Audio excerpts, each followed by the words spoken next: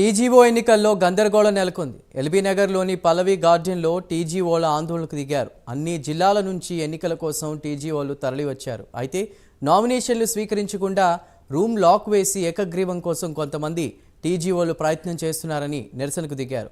నామినేషన్లు స్వీకరించకపోవడంతో పోటీ చేయాలనుకుంటున్న టీజీఓ నేతలు ఆగ్రహం వ్యక్తం చేస్తున్నారు.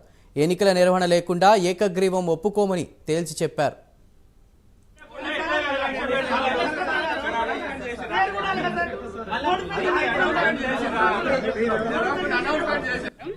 నా పేరు కవిత, డిప్యూటీ ఎగ్జిక్యూటివ్ ఇంజనీర్ని.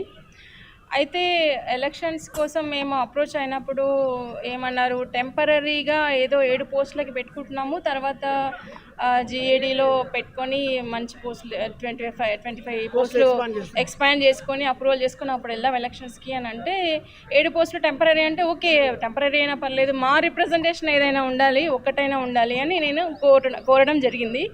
కానీ సరే, వాళ్ళు మమ్మల్ని అసలు ఎంట్రీ అవ్వనివ్వలేదు, నామినేషన్స్ ఏమి వేయనివ్వలేదు. ఓకే, 7 పోస్టులు అయినప్పుడు, నామినేటెడ్ అయినప్పుడు, అది టెంపరీ అయినప్పుడు 2-3 నెలలకే కాబట్టి వాళ్ళే నామినేటెడ్ చేసుకొని మమ్మల్ని ఇంత దూరం రప్పించి చేసుకొని ఉండాల్సింది.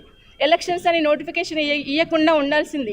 మమ్మల్ని ఇంత దూరం ఎక్కడెక్కడి నుంచో మేము అందరినీ ఇంజనీర్స్ని పిలిపించుకున్నాము ఎలక్షన్స్ అనేసి. చాలా ఉత్సాహంగా అందరు వచ్చారు. ఇంత దూరం పిలిపించుకొని మమ్మల్ని అందరినీ ఇన్సల్ట్ మాత్రం 3 years పీరియడ్ ఇచ్చారట నామినేషన్స్. కానీ మాకున్న విషయ పరిజ్ఞానం మాత్రం ఓన్లీ ఇది 2 నెలలకే వాడి మళ్ళీ డిజాల్వ్ చేసి మళ్ళీ మనం జిఏడీలో అప్రూవ్ అయిన వాటి అన్ని మెంబర్స్కి మళ్ళీ ఎలక్షన్స్ కండక్ట్ చేద్దాము అని నాతో చెప్పడం జరిగింది.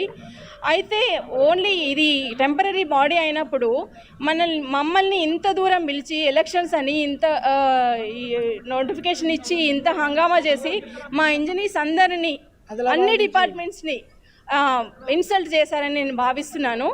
నా పేరు Bandi Srinivas, assistant executive engineers association state ప్రెసిడెంట్ని. పాత ఇంతకుముందున్న టీజీఓ బాడీ ఏదైతే ఉందో వాళ్ళు సరిగ్గా లేరు. ఒక 10 సంవత్సరాల నుంచి ఎలక్షన్ లేదు, ఏం లేదు అని చెప్పి కొత్త బాడీని ఎన్నుకోవాలని చెప్పి వాళ్ళే డిజాల్వ్ చేసి ఎలక్షన్ అని చెప్పి పెట్టిండ్రు. గవర్నమెంట్ ముందుకొచ్చి ఒక జీవో ఇచ్చి ఎలక్షన్ ఆఫీసర్లని, రిటర్నింగ్ ఆఫీసర్, అసిస్టెంట్ రిటర్నింగ్ ఆఫీసర్ని నియమించడం జరిగింది. ఆ నియమించిన తర్వాత వాళ్ళు ఎలక్షన్ పెడితే ఎప్పుడు పెట్టాలి ఎలక్షన్? ఒక ఆదివారం రోజు, ఒక హాలిడే రోజు పెట్టాలి. ఎవ్వరూ రాకుండా ఉండాలి అని చెప్పి ఈరోజు ఎంచుకొని వర్కింగ్ డే రోజు పెట్టడం జరిగింది. సరే, వర్కింగ్ డే రోజు